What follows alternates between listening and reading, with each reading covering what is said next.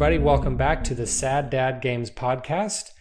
Today, you're joining us for another episode of Eric's Indie Corner. I am your host, Eric, and joining me today, we have... I'm Shan. And I'm Emerlie. All right, thanks for joining us. And today, we are going to be talking about a super cool game called Nuclear Blaze.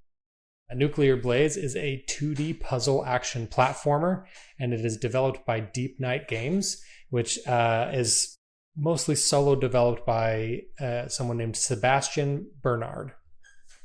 I'm really excited to talk about this game. It's a very cool one. It was originally released for Windows on October 18th of 2021, which, fun fact, is my birthday.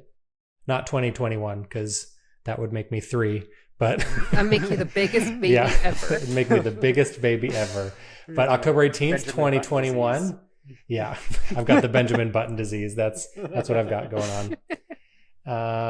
And then it came out about a year later on other major consoles and stuff like that. So for those of you listening or who have listened in the past, you know that on these indie episodes, I like to break it down by talking about the story and then talking about gameplay, visuals and sound, and then closing thoughts. So we're going to start a little bit by talking about the story. So Nuclear Blaze, you play as a lone firefighter, and you find yourself in a mysterious factory where something ominous and crazy is happening and things have gone very wrong. And it's up to you to fight the fires and to quell the burning inferno of this building as a lone firefighter. You've been kind of separated from the rest of your firefighter friends and you've got to tackle this one on your own. So very cool, very atmospheric. It's a really interesting kind of a setting and a vibe. The story is pretty short and simple, but it's well told and it's a lot of fun. So any thoughts from Shan or Emerlie? No, I think you summed it up. The end. The end. All right. And that's it for Eric's Indie Corner. Play the game. See you next week. Bleep, bloop, bleep-a-deep, bloop-a-deep, blow. No, my first thoughts is like, I really love, I guess you're going to get into this later, but like, I haven't played this yet, but my favorite thing that I've seen so far is I love how the artistry has like really captured the tonally what it's like to be captured in an inferno.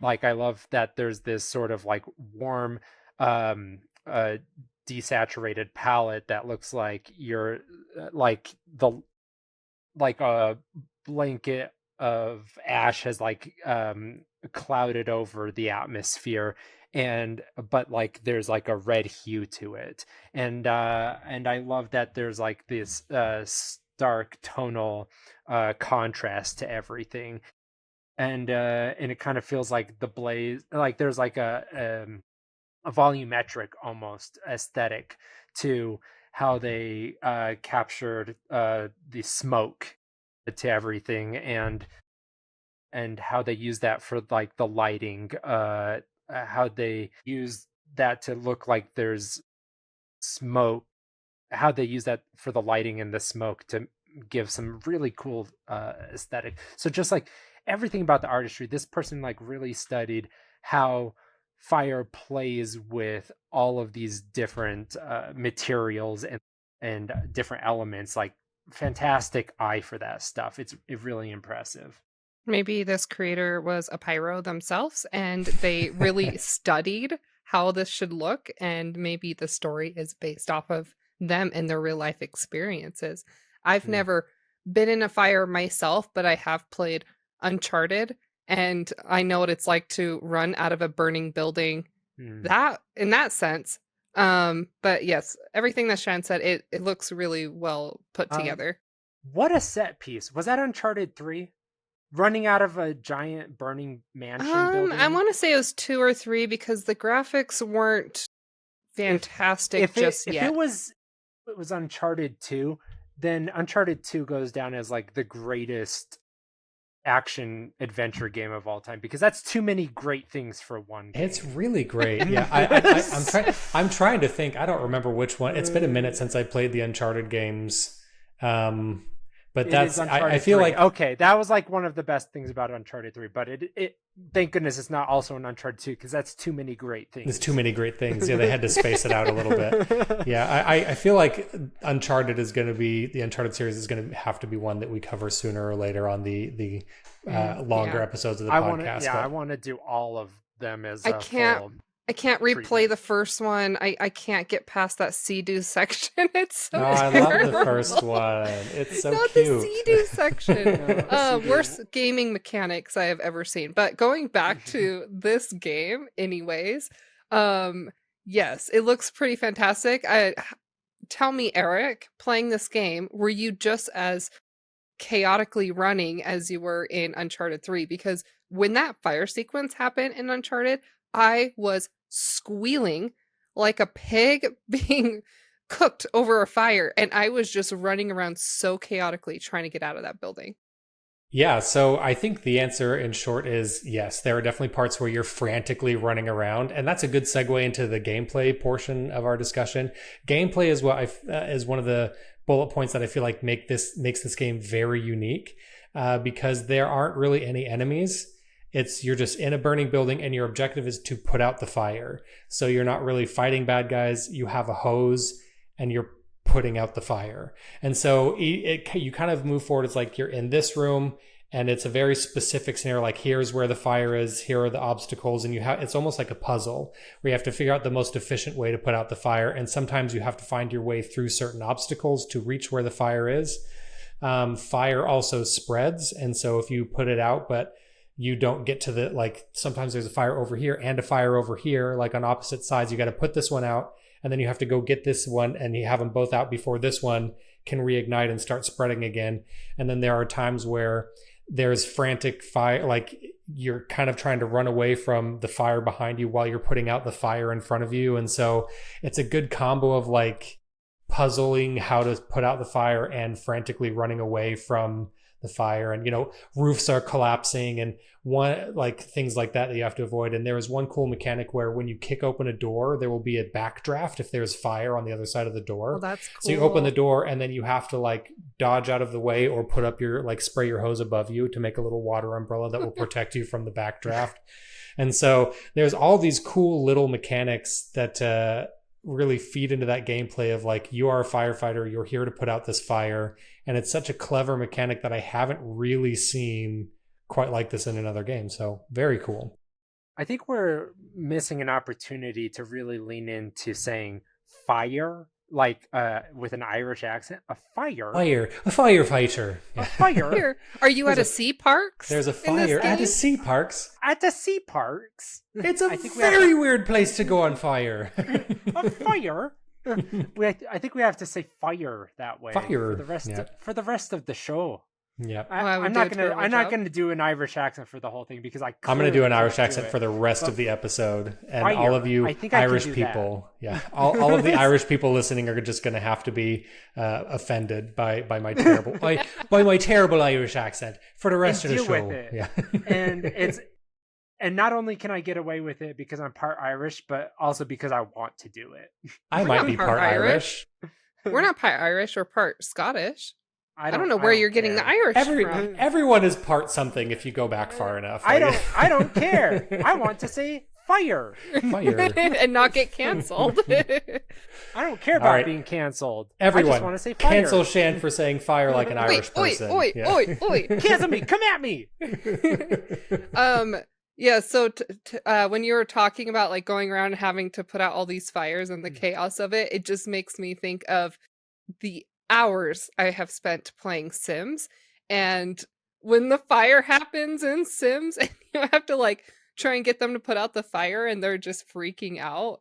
And where's the nuclear blaze guy when you need him? Right. You need him to come in and save the day. I love any game that has like a mechanic where you can set somebody on fire. Just like anybody that went out of their way to design somebody like burning and just like the chaos of it, that's hilarious to me. That's another watch list that Shan just put himself on. Yeah. Yeah. I mean, like, okay, well, like, for example, I mean, this isn't fire, but like I'm thinking of like Roller Coaster Tycoon, just like really early days, that you could just like pick somebody up with a pincer and drop them in a lake and watch them drown. Like, how was that not like empowering as a player to be able to play God and just like drop people in a swimming pool for like puking on the sidewalk. I was about to say the same thing. If you puke on the sidewalk, there is going to be consequences. Exactly. We guns to not do in, it. Not in my park, you shit face. Yeah. That's why they were puking. Yeah. Exactly. It's not my fault We should that probably they bring it back. overate. We should probably bring it back to the fire game, but To the fire. That's what we're gonna call it from now on. The fire game. No longer Fire is it nuclear game. blaze. It's the fire game. But yeah, so bringing it back to nuclear blaze, I really enjoyed the core gameplay loop of this. It's a very it's a linear experience, which I kind of really like. I feel like there's a lot of really open-ended games, and sometimes it's nice to just sit down with something that's like, here's a level and you beat it, and then here's the next level. But they tie it together thematically, so it feels like you're moving through one big area. It's not so much like level 1, level 2, level 3. You're just kind of moving through this facility, putting out fires. But I think the gameplay hook is so unique and really enjoyable, where you just kind of feel this presence of the fire throughout the whole building, and you're a firefighter, and you gotta take care of the fire, be a fire hero man. And I really like it. Also, as a side note, was one thing I loved about the gameplay is, in typical 2D platformer fashion, there is a secret collectible in most levels. And are you guys ready for what the collectible is? It's my favorite. Okay, what? They're adorable kitty cats. Because of course, if you're a firefighter who likes to go, you got to go save the cat out of the tree. So of course, in a video game about firefighters, there's a little kitty cat in each level that you have to save. Do you That's return it to an adorable. old lady? Oh no, that would have made it even better. But you rescue the cat, and then you have to like escort it safely to an escape vent, like near the exit of it. So you don't just like reach the cat and you're like, I did it. You have to find the cat and then safely escort it to like the exit area, and then it runs away and it's a little cute kitty. But I just thought that was such a funny, like, of course firefighters are going to have to rescue cats. That's the collectible in each level. It's not always about subverting tropes. Sometimes it's about leaning all the way into them. Mhm. Yeah, It if you lean into it practically hard writes enough, itself. yeah, it practically writes itself. Exactly. I'm looking up these kitty cats, and they're so stupid looking. Yep. Um, They're dumb now I'm little thinking cat about faces. Community with the what are they? The meow meow beans. Meow Meow gosh, meow the meow meow beans. Meow If- meow meow meow meow. One of the best episodes. It's a good one for sure. Yeah, so kitty cats, rescuing them is adorable. Also, something that I really enjoyed about the gameplay in this is they have a lot of accessibility options. So for example, there are things where usually you die in one hit, but you can enable things where you can have more hits before you die, even up to the point where you can take an infinite number of hits. And as well as they have God mode. God mode, yeah, where you can just tank your hits, but you can also, they've got settings where your hose is more powerful and puts out fire more quickly. You can adjust the settings of the fire so it doesn't spread as quickly. Shan's giggling at a more powerful hose. Yeah. Yeah, tell me more about the accessibility options for empowering your hose. Are you asking for a friend, Shan, or it's not for you? It's asking for a friend. I just want to know. What if someone What had other a ways very you weak can strengthen hose? your Yeah. hose? What if someone had a very weak hose and they didn't know what to do with it? Asking for a friend. I like that. Like, I usually think of accessibility options for like how you can help yourself if you're disabled.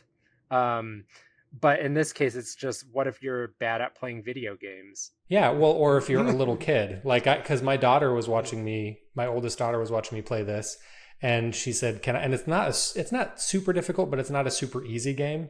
And she's like, "Can I play?" And I was like, "Sure." And I let her play on normal for a minute, and she struggled. And then I turned on like the options that made the fire not spread quite as quickly, and then the option that made your hose more powerful, and then she had a great time, and it was much easier for her to get into and play. And they even have like a dedicated kid mode that turns on all of the easy settings and makes it easy for it. So I just thought it was cool that the developer had the forethought to be like, I really appreciate options like that in a game, because nothing is more frustrating than playing a game that I love and I'm having a great time, and then you hit that one part where it's just like, screw this, I hate this, I'm not having fun. And sometimes it's okay to turn down the difficulty in those moments. I feel like it's okay to do that. And so I really appreciate when developers give you those options that, if you want to breeze your experience, great. They're here for it. I'm disabled. I was thinking the same thing. All about the IT crowd. I'm disabled. I'm disabled. Yeah. A fire.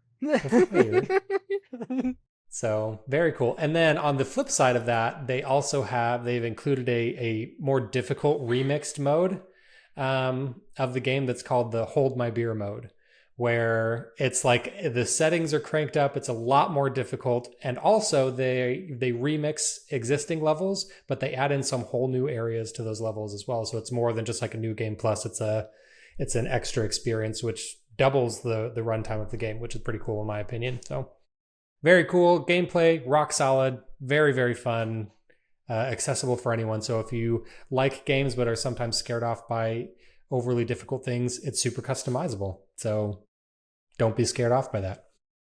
All right, and then moving on to visuals and sound. Shan touched on this a little bit earlier. This is always one of my favorite parts to talk about. I love it when games employ really artistic and great visuals. And the visuals in this game are really, really great for a lot of reasons. They employ a really awesome kind of a retro-inspired pixel art style. I say retro-inspired because it has a lot of retro design elements, but a lot of modern design philosophies. So they use a lot of really bright neon colors and an expanded color palette, but they have really cool retro design sensibilities, such as they have really heavy scan lines across the screen. There's some vignetting and some screen morphing so that it looks like it's on a curved CRT monitor, which really gives it this kind of like chunky, tactile, retro feel, which I really enjoy. And as Shan touched on earlier, the way that they handle the visuals with the fire and the smoke and just kind of this atmosphere of feeling like you're inside a burning building is incredibly effective and really, really cool. It also makes you feel like claustrophobic. It does, like, yeah. Mm-hmm. And it kind of puts you on the edge of your seat a little bit. It also like some of the design elements, like the helicopters, some of the like the chunkiness of of the design. It feels like they straight up lifted this out of like an 80s action movie about fires or whatever, because just based on like the color palette, based on the building design and everything, it just feels like this is an 80s action movie about fighting fires, and everything about it speaks to that. And it looks like it was filmed on a camera from that time. It's fantastic because it also looks like it was filmed on, like, it looks like it was shot on film, the way that the color just kind of or the lighting just kind of like it kind of melts across the entire screen, the way that fire kind of does that to film when it's shot on actual film instead of digital. It's fascinating, because otherwise typically this would it would be more chromatic aberration if this is done digitally, as far as I understand. And this feels more like filmic. I don't know, just maybe they didn't kind of do that intentionally, but it looks like they were referencing these films as their inspiration, and it just kind of became that. Yeah, I definitely got that vibe. Mm-hmm. I definitely got that vibe from like the vehicles and stuff. They feel sort of like the toys that you would play with from like a G.I. Joe or like an 80s action movie or something like that. They have that kind of plastic, chunky 80s kind of a feel to them. The grittiness, yeah. Yeah. I really love, I don't have as many fancy words as Shan, and I'm going to explain this in much less No one words. does, yeah. Yeah. Shan has the fanciest words. The thing is that like nobody actually knows if I'm correct or not, and so I'm just we gonna, can't call you out on it. Pretend that I am. Yeah, exactly. That's true. We're gonna get people watching this who are like Googling all the words and going, "What the hell is he talking about?" Yeah, and then we're gonna have actual professionals. Fact check Shan, please. Oh, I love that. We have actual professionals that are like, he is so wrong about everything, but I don't care enough to comment on it. Yeah. As the editor, I will say there are times where I cut out Shan saying, please don't keep this in if it's not actually correct. So I've had to Google things to make sure Yeah. it was correct to keep it in. So far, I haven't taken any of those things out, just him saying, double check this first. So I was correct. You just You have been correct out. so far. You that on the things I've fact checked so There far. you go. So just anyways, took me asking to be fact checked. Okay, yeah, cool. love it. So anyways, I love that record for me. yes. Love that journey for you. I've looked at a bunch of images. While you've been talking about it, I've just been looking at more and more images of this game, and it is beautiful. It really is. It's eye candy. It's so delicious to look at. I just love how dark it is and kind of gritty, much like if you were to go into a burning building, you won't have a lot going on, but then you have these like glowy lights, and just the way that they've done that is so satisfying to look at. You have all the different lights that are casting, lights across the backdrop of the game. You have just kind of that glowy kind of ember look to everything, and what looks A warm like palette. yeah, it's just such a cool palette, yeah, like color palette to look at.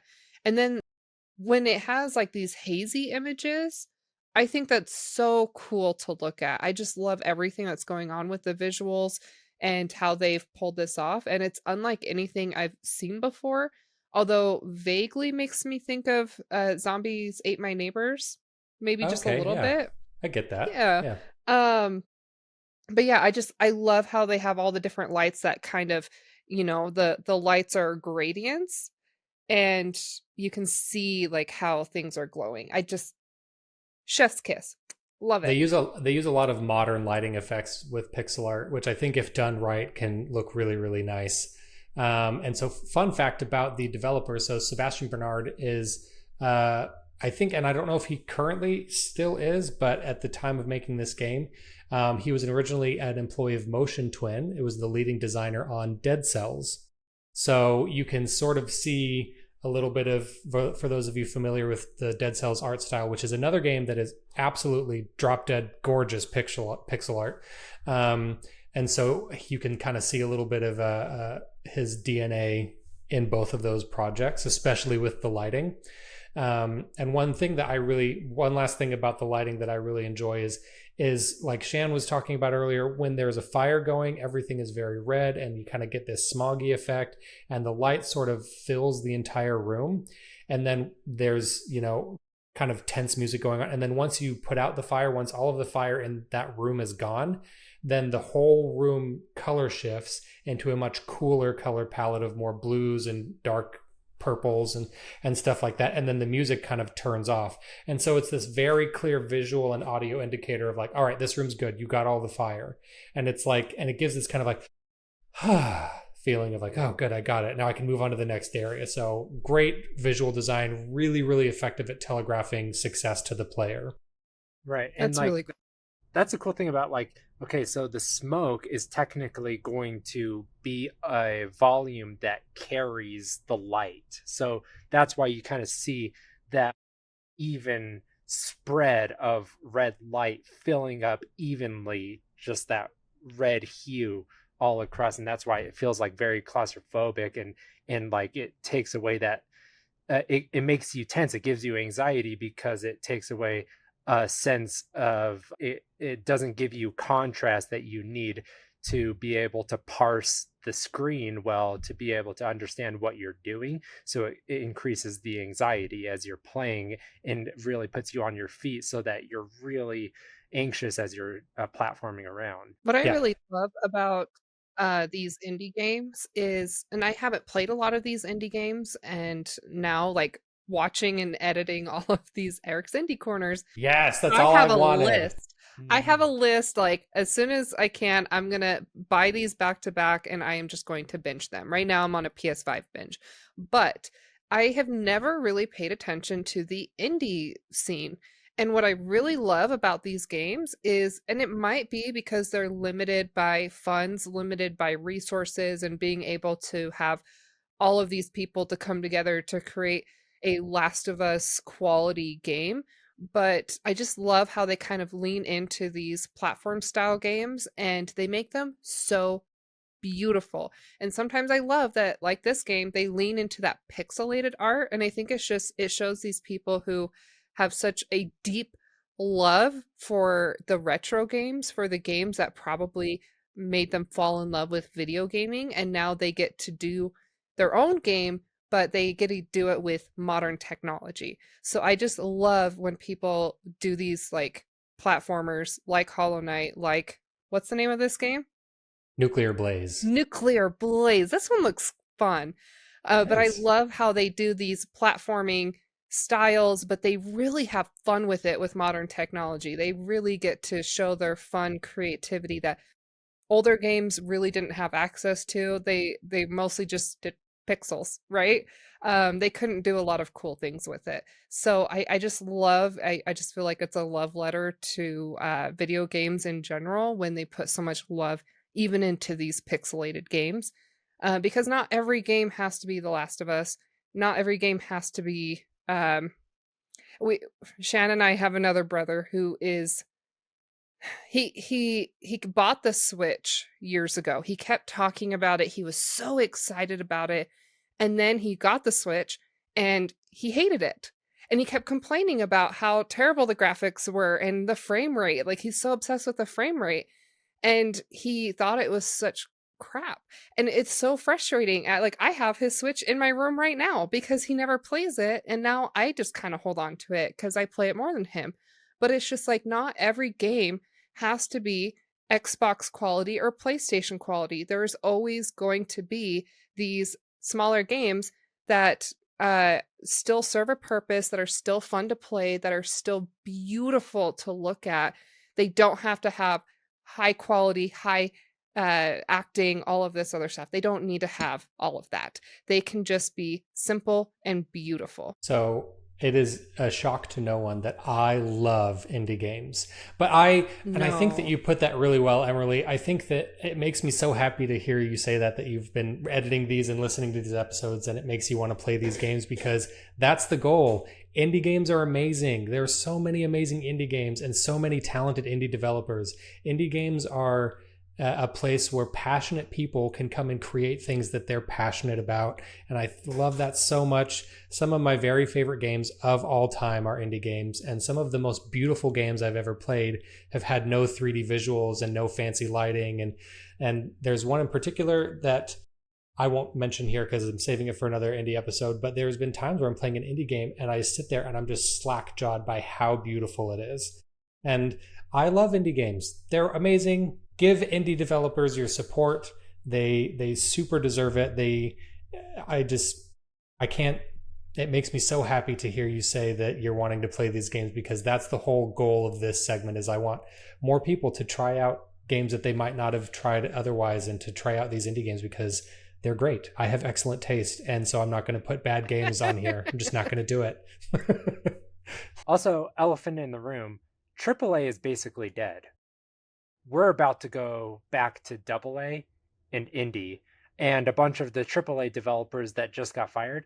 I'm guessing they're about to start a bunch of indie games, if not go into something different. So we're going to see a renaissance of indie, and they're probably going to slowly, organically grow into different smaller studios, and they're probably never going to grow. I'm heartbroken.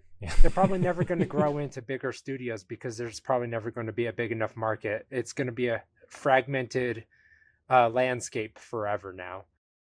We'll never have the monoliths that we used to have because there's never going to be a market that allows for that ever again because we're decentralized and we have marketplaces that allow for self-publishing and all of that stuff. So this is just reality. You have to figure out how to find and love indie games forever now. Yeah, I think that's interesting. That might be a topic for an entire indie episode as we'll just talk about the indie industry and the AAA industry and how those work together and where they're going. So I'll noodle on that. That's a good idea we could probably spend a whole episode or two just talking about that stuff. But I agree. Indies are hopefully going to have a greater space in gaming moving forward because I feel like they deserve it. So, well, we're kind of running into the same thing with movie studios where we might be seeing a lot more independent films and I'm very passionate about that. Like, I've worked for Sundance Film Festival, so I have a deep love for these independent films, and kind of you're guiding me over to indie games where it's like, wow, like the passion is there, and realizing that these people have really, again, even with limited resources, are doing a beautiful job. This game is beautiful. This is so impressive. So I definitely am putting this near the top of my list of what I want to play simply on the visuals alone. But yeah, I'm gonna have to try. I'm gonna have to start playing all these games. I'm kind of newer back into the gaming industry. I gamed a lot growing up, and then I stopped for many years because I loved games, but I could not prioritize it. I kind of shut it off and started my own business and just really leaned into cake decorating way too much. I overdid it. I worked insane hours every week, and now it's like I got out of that survival chaos mode and I'm back into video games, and it's really exciting. So I have a long list of games, but these indie games will have to go on the list for sure. Yay. So Yay. happy. Well, before we move on to our final thoughts, I'd be remiss if I didn't mention the music as well. Sound design and music is really excellent in this game. It has kind of a 80s or 90s kind of a, it's hard to describe. So it's like, it's a little bit of a techno vibe with a little bit of 80s and 90s kind of synth music, but there's also some kind of punchy guitar riffs slipped in there as well. So it feels Really? very punchy and kind of like an action movie in some moments, but quiet and synthy in other moments. And it's got an appropriate level of like mystery and intrigue because you're exploring this facility, and sometimes it's kind of like, ooh, what's going on? So music is great, does an excellent job of punctuating pretty much every moment. And I say this every episode, but I'm going to say it again. I love to put on my headphones and listen to this soundtrack while I work. It's a good one. I'm sure that like really underscores and pumps up like the punchiness of like, it looks like when you're in an action sequence, the camera like reverberates and underscores the action sequence. So I'm sure that like really gets you energized during action sequences. It just kind of like, I'm sure that's It does this, Shan. It does this. It's like boom, boom, boom, boom, boom. Like it's a little chaotic, but I'm sure like it gets your heart pumping. Yeah, it super does. The music plays a big part in setting the atmosphere for this game and kind of getting your pulse pounding and ready to put out some fires. But yeah, a fire. Shan can't get over that. Shan can't let go of the Irish fire. The Irish fire. I was looking at some images, and there was like one part where there was like a table or something with a piece of paper on it. And anyways, it looks underground, and it just made me think of Phantom of the Opera. So when you were talking about the music, where it has the synth music, doesn't Right. Phantom of the Opera kind of have that a bit? Or Andrew Lloyd Webber likes that. I'm not a music person. Like I am, and I'm not. Where's Am I Luke when you am need I him? wrong? I Well, don't this know. is- I'm not familiar enough with the Phantom of the Opera music to weigh in. I mean, I've heard it, but I don't listen. I mean, I know the music, but I don't have it like memorized in my brain. So And doesn't Phantom of the Opera use synthesizers? Organs. organs are like the OG synthesizers. I'll just cut Is that that not out. right? No? Yeah. I can't wait I'm for gonna Luke put to a listen to mark this and here tell us because how it wrong uses we are. Yeah. organs, so you don't know what you're talking about. That didn't happen. Okay, anyways. All right. Great. Well, closing thoughts. Nuclear Blaze is a great time. Super unique gameplay loop. Really brilliant visuals. Excellent sound design. Interesting story that isn't super complicated, but is still interesting and fun to engage with. And adorable kitty cats to save. What's not to love? Meow, meow, meow, meow. Meow, meow, meow, meow. My meow meow beans. Meow, meow, meow. No. All right. So Nuclear Blaze will take you between about 2 to 6 hours, depending on if you want to do the hold my beer mode and depending on your skill level. Because, you know, the hold my beer mode is really hard. I shamelessly turned down some of the difficulty settings on that one to be able to get through it because the fire spreads very quickly in hold my beer mode. But yeah, so between 2 and probably about 6 hours, depending on your skill level. You can get it on Windows, PS4, and Switch, and it is a bargain at $9.99. But I've noticed that it goes on sale on Switch at least fairly often, so you might be able to pick it up for even cheaper. I think I grabbed it for like $3. So All right, everybody. Thank you so much for joining us for Eric's Indie Corner today. Remember that you can find our podcast on YouTube, Apple Podcast, and Spotify. Our regular episodes drop every Monday, and then episodes of Eric's Indie Corner drop every Thursday. So be sure to like, comment, subscribe. We'd love to hear from you in the comments. We'd love to hear just anything from you guys. Let's interact with you. Let's get a conversation going. Tell us your favorite indie game in the comments or why you liked Nuclear Blaze, and we'll chat about it. And remember to join us next time. It's nuclear. It's nuclear. So I've been saying it wrong the whole time. It's Nuclear Blaze and fire. You are firefighter and Nuclear Blaze. All right. It's the worst Irish accent anyone has ever done. All right. Bye, everybody. See you next week. Bye. Outro. Bleepy doof, bleepity bloopity blow.